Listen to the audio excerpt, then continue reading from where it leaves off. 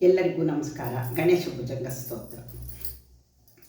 रणक्षुद्रघण्टानिनादाभिरामं चलत्ताण्डवोदण्डवत्पद्मतालं लसत्तुन्दिलाङ्गोपरि व्यालहारं गणाधीशमीशानसूनं तमीडे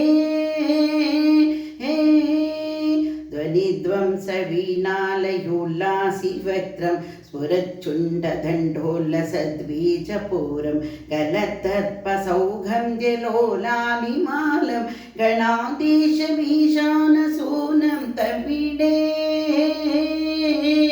प्रकाशब्दपारक्तरत्नप्रसून प्रवालप्रभातारुणज्योतिरेकं प्रलम्भोदरं वक्रतुण्डैकदन्तं गणाधीशमीशानसूनं तमीडे विचित्रस्फुरद्रत्नमाला किरीटं किरीटोल्लसच्चन्द्ररेखा विभूषं विभूषैकभूषं भवध्वंसहेतुं गणाधीशमीशानसूनं तमीडे उदञ्चद्भुजावल्लरी दृश्यमूलोच्चलद्भूत ला विभ्रमभ्राजदक्षं मरुत्सुन्दरी झामरै सेव्यमानं गणाधीशमीशानसूनं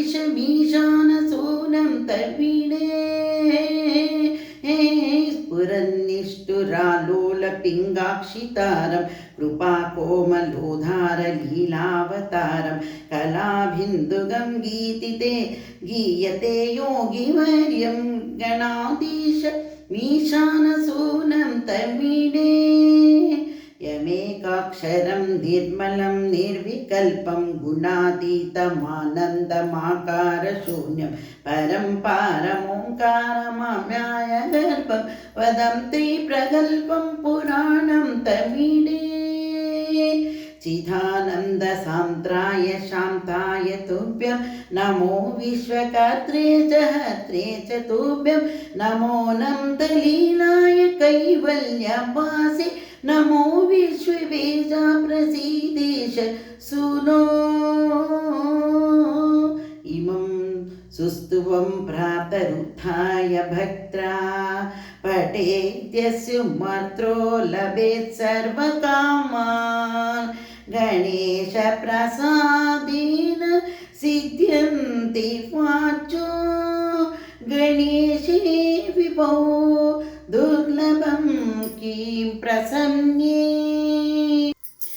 इति श्रीमत्परमहंसपरिव्राजकाचार्यस्य श्रीगोविन्दभगं पूज्यपादा शिष्यस्य श्रीमन् शङ्करभागवतकृतो गणेशभुजङ्गस्तोत्रं सम्पूर्णम्।